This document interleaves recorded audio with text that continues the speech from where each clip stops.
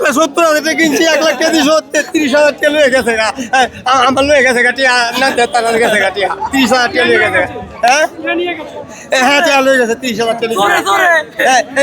যে যার কাছে তো রাখছি, হ্যাঁ লইছে টিয়া দিছি, গন্তি পান্ডে লয়ে গেছে গা 30,000 টাকা।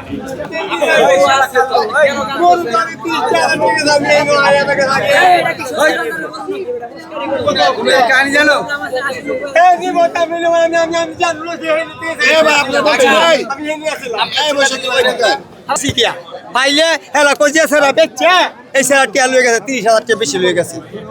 30,000 এই যে সেরা কিনছি, যে সেরা কাছ থেকে লইছি 80 ঘন্টার ভুল হই, 70,000 টাকা কিনছি, 1 লাখ টাকা দিছি, 30,000 টাকা বেশি লয়ে গেছে। তুই বাদে আমি গৌড়ান কইয়া বিঘারে দোষী দরিয়া 1 লাখ টাকা দিয়েছেন কাকে? এই সেরা দিছি, যার কাছ থেকে গরু কিনছেন। হ্যাঁ কিনছি, হয়ে আপনি গেছে। 30,000 টাকা বেশি দিবেন কেন?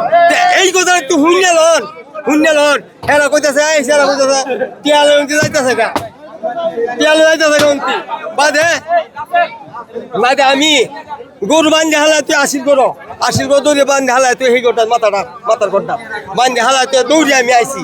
আইয়া সবাই কইছে আপনি 1 নম্বর কাউন্টারে যান। এর আগে জানেন গা, এখন সবাই জানাইছি, মাইকের কাছে আইছি, হ্যাঁ জানাইছি, জানাইলে হেরা কইছে আপনি মানুষটা জানেন গা, ও তো হেরা ফলাই গেছে গা, অন্য হকানকে ফলাইছে গা, এই জন্য তো আমি ভাই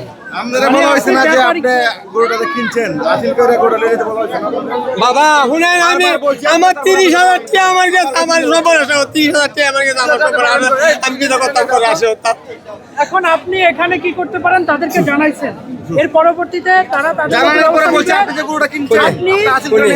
আপনি নিয়ম অনুযায়ী এখানে হাসিল করে গরুটা নিয়ে যেতে পারেন এবং আপনি থানায় একটা অভিযোগ দিতে পারেন আপনার 30,000 টাকা প্রতারক চক্র নিয়ে গেছে। কারণ আপনি কি অভিযোগ দিবেন?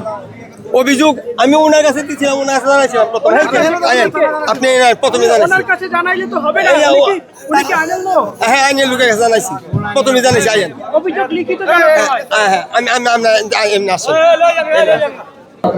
দেখতে পাচ্ছি উনি গরু কেনার জন্য 1 লক্ষ টাকা দিয়েছে ব্যাপারীর কাছে, কিন্তু ব্যাপারী ওনার 70,000 টাকা গরুর দরদাম হয়েছিল, 30,000 টাকা ফেরত না দিয়েই ব্যাপারী সরে গেছেন গরুর হাট থেকে এবং উনি কিন্তু গরুর হাটে গরু নিয়ে ঘুরছেন, কান্নাকাটি করছেন, বিভিন্নভাবে বিভিন্ন লোকের কাছে অভিযোগ দিচ্ছেন।